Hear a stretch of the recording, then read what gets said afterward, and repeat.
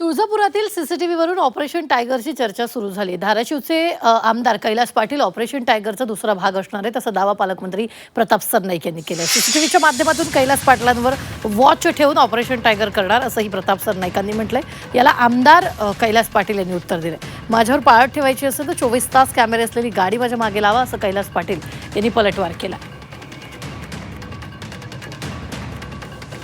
Chinese कॅमेरे आहेत, असे कॅमेरे आहेत, जापनीज आहेत, कुठल्या देशातनं कुठले कॅमेरे ते फिरून त्यांनी त्या कंपनीची नावं काढलेत हे आम्हाला कल्पना नाही. परंतु पूर्णतः 10 कोटी रुपयाचा जो निधी आहे तो DPCतनं मंजूर केलेला आहे. 62 ठिकाणी आम्ही ते कॅमेरे लावतो आहे आणि त्याचबरोबर ह्या 62 ठिकाणांबरोबर इतरही ठिकाणी CCTVच्या माध्यमातून आम्ही कॅमेरे अजून भविष्यामध्ये कसे लावता येईल ह्यासाठी SP आणि कलेक्टरना तशा सूचना केलेल्या आहेत. कैलास पाटील कुठे जातात, काय करतात, किती वाजता घरी जातात, किती वाजता तुळजापूरला येतात, याची सगळी माहितीसुद्धा त्या CCTVच्या कॅमेऱ्याच्या माध्यमातून आम्हाला मिळणार, जेणेकरून आम्हाला आमचं ऑपरेशन टायगर सोपं होईल. असं काहीतरी हा तुळजाभवानीच्या सुरक्षेचा विषय होता.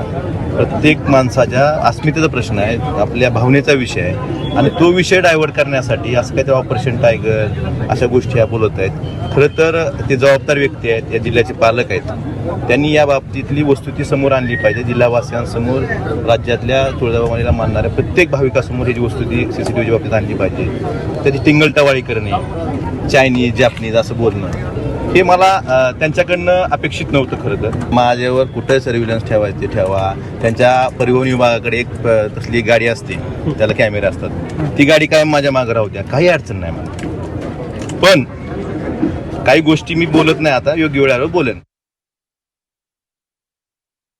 की मित्र म्हणून त्याच्या भावनेचा आदर करणं, त्याचा सन्मान करणं ही मित्राची जबाबदारी असते. त्याच्यामुळं मैत्री आहे ना, मैत्री 100% कायम आहे. पण राजकीय निर्णय घेण्याच्या बाबतीत त्यांना जे वाटतंय तशा पद्धतीचा योग्य निर्णय तिने घ्यावा हीच मला वाटतं.